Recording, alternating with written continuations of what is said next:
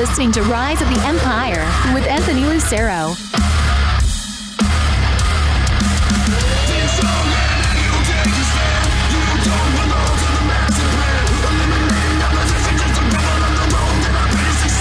And welcome to the show. We've got a big show planned for you this go-around as we prepare for the Thirst for Gold event happening on April 20th. We have on deck today E-Bone, one half of the CAPW Tag Team Champions. He's going to talk about his match with Tyler Watts as they prepare to face the Psychotic Messenger.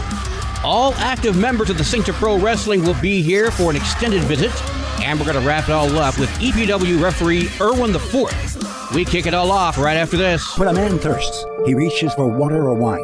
But what if that thirst can't be quenched by anything but power? Empire Pro Wrestling presents the Thirst for Gold, Saturday, April 20th at the Southern Oaks Recreation Center. Montego Sika puts his EPW Heavyweight Championship on the line as he faces Kevin Sanchez. This bad blood has been brewing for months, and the time has come for it to spill. Also appearing, Tank Bryson, the GBK, Black Flag Rising, and more. Tickets just $12. Available at the door or at the Empire Pro Wrestling Facebook page. EPW, the Thirst for Gold, Saturday, April 20th at the Southern Oaks Recreation Center, 400 Southwest 66th Street in Oklahoma City. Doors open at 5:30. Bell time is at 6. Sponsored in part by Dark Battles Oklahoma and Junk of All Trades.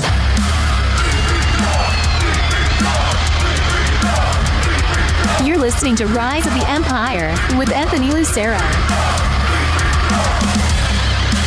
Welcome back. I spoke with one half of the CAPW Tag Team Champions, E-Bone. Oh, so bona fide. At Thirst for Gold, you and Tyler Watts are going to be defending your CAPW Tag Team Championship. Tell me what's running through your mind right now. Are you concerned at all about the Psychotic Messengers? Well, first off, you don't have to remind me of the nuisance and the annoyance that we got to defend our titles against two individuals that haven't even earned the right to step into the ring with me. With us, Tyler and I, we don't even look at people that can't even strap up our boots. It's a joke. To be honest, that's my opinion. It's a joke. So you're confident that you're going to retain the titles then against the Psychotic Messengers? It has nothing to do with confidence. First of all, I'm the bona fide one. I don't need confidence anytime I step through those ropes. And what's his name? Lucius Loveless? For him to even stick his nose in business that has nothing to do with him is an insult to Tyler and I. I wouldn't even be surprised if he brought along Big Jack, to take care of his precious little messengers, because he knows that they don't stand a chance against the bona fide one in Tyler Watts. Let me remind you of something, Anthony. I've been in the ring with the Psychotic Messenger. 4 championship golds, might I add, with an incompetent partner in Gemini. And yeah, I wasn't winning that battle when I'm sitting up here doing pretty much a 2-on-1 match by myself because everybody knows he's brainless. But you know what? It's okay. Because come Thirst for Gold, I'm going to show them that thirst will not be quenched. Because they are dealing with a man that they have no business even being in the building with. Lucius, Loveless, whatever your name is, you are writing checks for your boys that you can't cash. That's what I think about them. Now, your team with Tyler Watts, you guys are being known now as the Voiceless Society. Where did that name come from? The Voiceless Society, it speaks for itself. The reason why we are the Voiceless Society is because we don't need words. Our actions speak louder than anything. We are the ones that come in there and handle business. People run their mouth all the time on social media, on the mic, in the ring. Tyler and I, we don't need to do that. How long have we been champions thus far? How long are we going to be champions after Thirst for Gold? How long are we going to be champions in the future? We're just now breaking the surface. We are going to be breaking records left and right. The Voiceless Society, we don't need petty drama like the other boys in the back. We are men of action, and that is all. E-Bone, I got one last question for you, please, if you don't mind. Go ahead. J.R. Wind announced on Facebook that he will not be present at Thirst for Gold. Does this change or alter your game plans in any way? I mean, you're going to be out there alone, just you and Tyler, where the messengers are going to have Lucian Loveless and the commissioner if things get way out of hand. Yeah, J.R. Wynn will not be there. And as much as he gives an influence, and he's the backbone of the Voice of Society, he can take a night off. We will gladly take the ring, just the two of us, and take on the psychotic messengers by ourselves. Because what they need to realize is we are future tag team division. And so it doesn't matter. They can bring Big Jack. We can leave J.R. Wynn. They can bring their mama, their cousins, their family members, other tag teams. They can bring anybody they want to. We will come alone. And you will see at the end of the night, we will have our hands raised as still the Central All-Pro Wrestling Tag Team Champions. And Anthony, I'll let you know this. It is not greatness. It is oh so bona fide. So I say, Lucian, bye-bye. And take your little messengers with you. You know, it still bugs me that CAPW has 2 matches on an EPW show. Anyway, Saints are coming up next. When a man thirsts, he reaches for water or wine. But what if that thirst can't be quenched by anything but power? Empire Pro Wrestling presents The Thirst for Gold, Saturday, April 20th at the Southern Oaks Recreation Center. Montego Sika puts his EPW Heavyweight Championship on the line as he faces Kevin Sanchez. This bad blood has been brewing for months, and the time has come for it to spill. Also appearing, Tank Bryson, the GBK, Black Flag Rising, and more. Tickets, just $12. Available at the door or at the Empire Pro Wrestling Facebook page. EPW, The Thirst for Gold, Saturday, April 20th at the Southern Oaks Recreation Center, 400 Southwest 66th Street in Oklahoma City. Doors open at 5:30. Bell time is at 6. Sponsored in part by Dart Battles Oklahoma and Junk of All Trades. James Cash Penney famously said, "Honor bespeaks worth. Confidence begets trust. Service brings satisfaction. Cooperation proves the quality of leadership." He must have known about Christopher Samuel Dean. Christopher Samuel Dean has proven himself time and time again as a dependable leader. With attendance up and the roster stronger than ever, why would we want anyone else but Christopher Samuel Dean as EPW Commissioner? The future of EPW looks bright, and that is because of the dedication of Christopher Samuel Dean as Commissioner. According to William Shakespeare, some are born great, some achieve greatness, and others have greatness thrust upon them. EPW can re-elect a great man. Re-elect Christopher Samuel Dean for EPW Commissioner. I'm Christopher Samuel Dean, and I approve this message. You're listening to Rise of the Empire with Anthony Lucero. Welcome back. This is a first for Rise of the Empire. We have 5 guests. Christopher Samuel Dean, Big Bud Barnes, Stone Wolf Duncan Kincaid, as well as the EPW Tag Team Champions, the Natural Born Killer Sean Sanders, and the Capo Scott Sanders.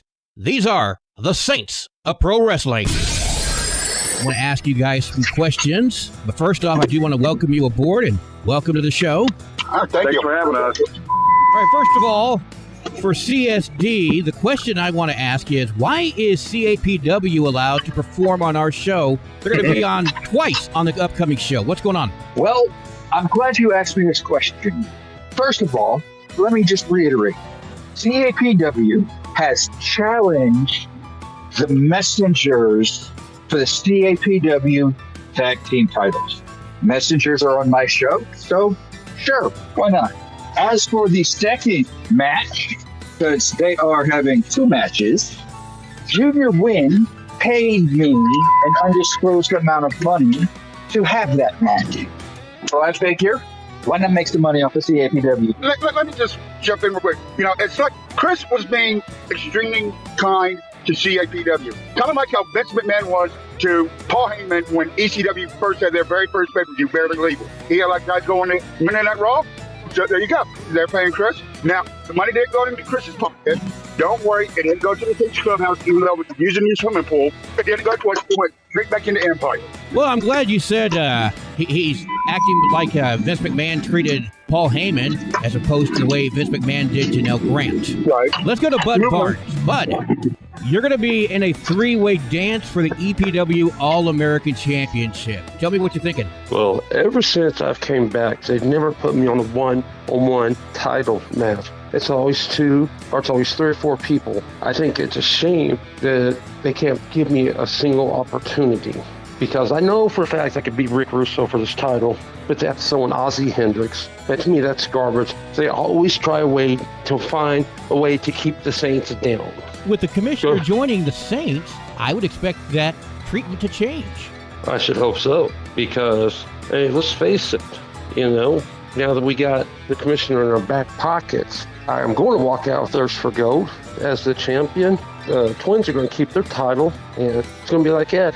Before too long, the Saints are going to be running Empire. Yeah, Duncan Kincaid faces Badger James for the EPW ITV Championship. That's going to be a fun one as well. But yeah, a lot of gold is potentially coming to the Saints, so we'll see. Hey, whoa. Let me stop you right there. Not potentially coming our way. They are coming our way.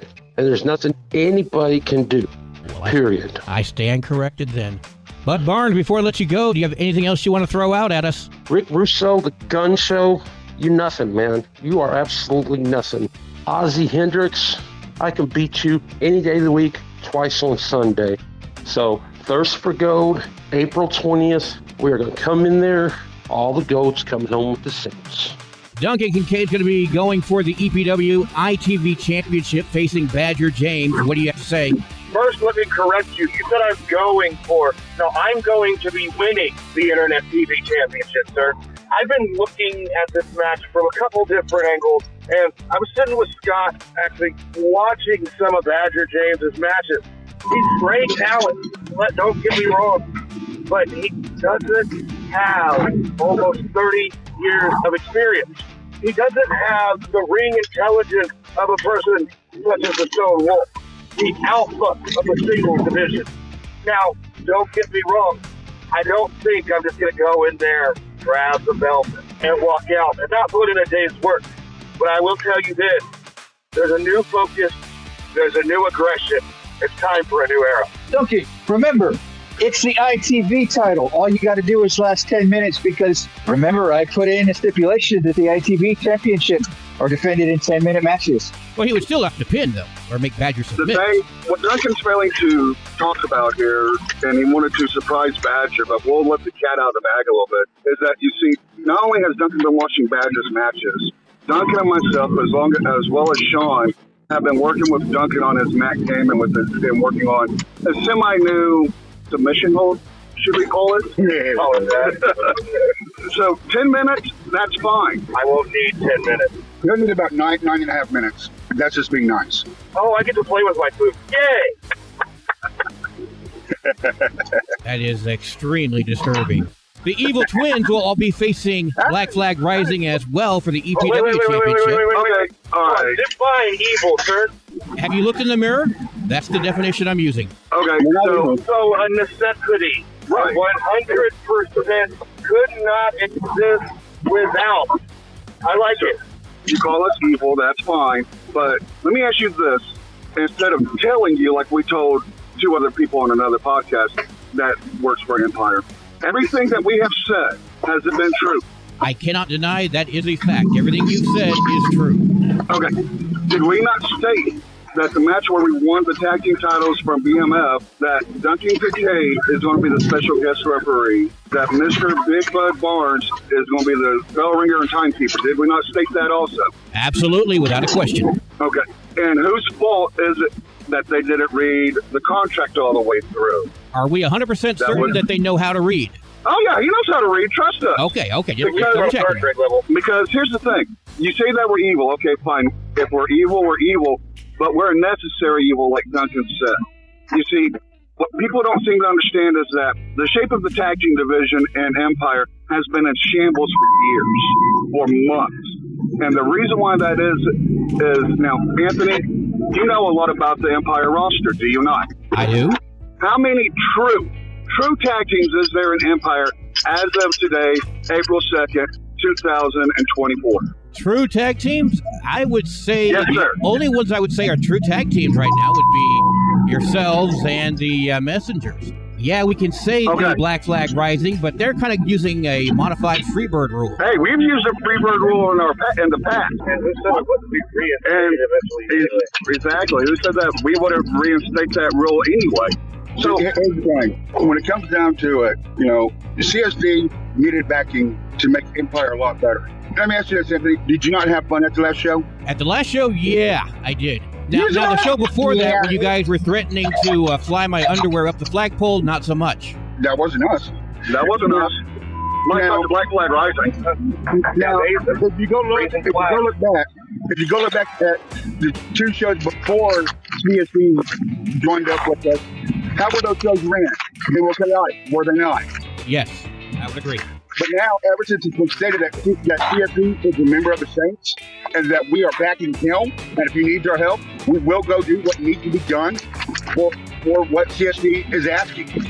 Now, so do you see now why we're a necessity? I never said you weren't. I'm just saying, I'm just simply describing you as evil. But we are a necessary evil. Necessary evil as it may. Are you guys going to defeat Black Flag Rising, or are you going to run them out of the organization? Where is this going? We're going to do. I'll say this: we will do whatever is necessary to keep the tag team titles on the Saints of Pro Wrestling. Now, with that being said, Anthony, I can tell you exactly what our plans are with Black Flag Rising. You ready? Go ahead. All right, hold on. Oh, nothing. Here's the thing. Black Flag Rising, okay, they're a group. Okay, so what? They want to play pirate. That's fine, okay? As everybody knows, pirateering is a federal crime in the United States, especially in Oklahoma. So they can play pirate all they want, but in the long run, what's going to happen is the Saints are going to continue to be your tag team champions. It's going to be the same thing. Nothing Kincaid is going to become your new Internet TV champion, and Mr. Barnes is going to be the new All-American champion. Look, it's like what we said before. It's the simple recipe of we're taking someone down to Saints Row, and then those so magical numbers 1, 2, 3. And Black Flag, you think you have numbers. We know how to run numbers. We've ran numbers before. Just remember, there's more to us than what we've shown. After Thirst for Gold, all the gold will be in the hands of people that have more than one letter in their alphabet. Anthony, do you not think that the Saints and I had this planned out when I came back from my European sabbatical back in Harvest Heatwave? Well, we what I was going to ask you, manufactured Chris, the lawsuit against me. Chris, I was going to ask you, are you going to ensure that your team obtains and retains all the gold? Are you literally asking the man what strategy is before the show? I mean, come on. I'm asking now, him man. about a political move. I'm simply asking about a political move. Listen, I want to make something perfectly clear to you. I am not distracted by the Saints. Okay? You have Junior Wind with his mind on Cap W. You have Lucien with his mind on the Messengers. You have Guy Sterling and his mind on Sterling and his own safety. And for that matter, what the fans think of him. You have Burnham, who is constantly distracted by things like his son. I don't have distractions. I don't need to focus my mind on what the Saints are doing, because what the Saints do is what the Saints do. The Saints take care of their own business. Okay? If I need help, that's when the Saints come in and they take care of what I need, and then they go back to doing what they do, take care of their own business. So what you're going to see on April 20th is the Saints taking care of their own business. You want me to step away from it? That's fine. I'll step away from it. But we have been the puppet masters. Thank you to Kenny Rich for thinking that I'm the puppet for the Saints. But the Saints and I have been the puppet masters of EPW since Harvest Heatwave. We have been organizing and orchestrating this since then. All of you who think that I'm not commissioner capable, think again. See, we had to go to these extremes, Anthony. Think about this. If we decided as soon as CSD came back at Harvest Heatwave and he joined up with us, do you think think a group like Black Flag Rising would have came to EPW? No. Why? Because they would be scared and they know that we would have ran them out of EPW at that time. So we wanted to give them that nice little cushion. Let everybody think it's fine. Chris doesn't have control of this locker room. Chris doesn't have control of anything. In reality, he had control, but just wasn't willing to share what type of control he had. You know, we don't think that all of this hasn't been played out, that we haven't set everything up in motion. Look at how the tag titles were defended in multi-team matches. That's not how they need to be defended. They need to be defended in traditional tag matches. Am I right or wrong? I agree. One team versus one team. I don't like the 3, 4, 5 team stuff. I prefer traditional tag team wrestling. I agree. Exactly. And because the Messengers had the titles, Lucian was able to set the matches what he wanted. Okay? When we faced the Messengers about a year ago over at another company for said titles, Lucian saw what we were doing to them. He wanted to make sure that his guys kept the titles. How do you do that? You put another team in there with us and them. Make it a 3-way. Make it a 4-way. Now, have you noticed ever since we've gotten the titles, there's been no 3-way dances? There's been no fatal 4-ways for the tag titles? Absolutely. That's just step one. We had to get the titles away from the Messengers. Not our fault BMF won the titles. Hell, I was really looking forward to going against the Messengers in an actual one-on-one team situation. But thanks to Black Flag Rising, we got BMF. So we had to do that to BMF. Since then, they've been one more fatal 4-way. Why? Because it was the Messengers' contractable rematch. And Lucian wanted to try to put the favorite in his corner. Shouldn't have chose Black Flag Rising in that match. Maybe he should have found a different thing. And now Black Flag Rising wants to step up to us and try to take our goals. Gentlemen, all I got to say is that at the end of the day, y'all coming to wrestle, we're coming to fight. And that's what I have been saying for 3 months now. Lucian, Junior Wins, CM Burnham, Guy Sterling are all out for themselves and are all out to keep their people happy. I'm out to keep the fans happy. And what do I get every single time I step through that curtain? I get booed. Why? I don't know. I'm doing the best I can to keep the fans entertained. And are you not entertained? Oh, absolutely. Absolutely. And I have to say that the tag team division has never looked better over the last couple of months. So I will give credit where credit's due. So you call us evil? I still call you evil, yes. But what's evil backwards? Live. There you go. We're living. You can call us evil, but we're living the dream. All right, so the Saints of Pro Wrestling, April 20th is the date when you guys say you're going to be collecting all of the gold. Before we let you go, is there anything else you want to talk about? I want to welcome back home, Logan Knight. And if you need anything, please do not hesitate to reach out to your commissioner. And as far as Black Flag Rising goes, since Duncan's going to be busy that night, and same with Mr. Barnes, we won't have any other person at ringside. The only person that will be at ringside will be, of course, Mr. Dean. He is a commissioner. He is a member of the Saints. He is also a licensed second. So, Black Flag, if you want any members of your little troop down there, they better have a second license. And I will make sure that the athletic commissioner checks and make sure they do have second license. That way, there'll be no shenanigans on either side. EPW referee Erwin IV, right after this. When a man thirsts, he reaches for water or wine. But what if that thirst can't be quenched by anything but power? Empire Pro Wrestling presents The Thirst for Gold, Saturday, April 20th at the Southern Oaks Recreation Center. Montego Sika puts his EPW Heavyweight Championship on the line as he faces Kevin Sanchez. This bad blood has been brewing for months, and the time has come for it to spill. Also appearing, Tank Bryson, the GBK, Black Flag Rising, and more. Tickets, just $12. Available at the door or at the Empire Pro Wrestling Facebook page. EPW, The Thirst for Gold, Saturday, April 20th at the Southern Oaks Recreation Center, 400 Southwest 66th Street in Oklahoma City. Doors open at 5:30. Bell time is at 6. Sponsored in part by Dark Battles Oklahoma and Junk of All Trades. You're listening to Rise of the Empire with Anthony Lucero.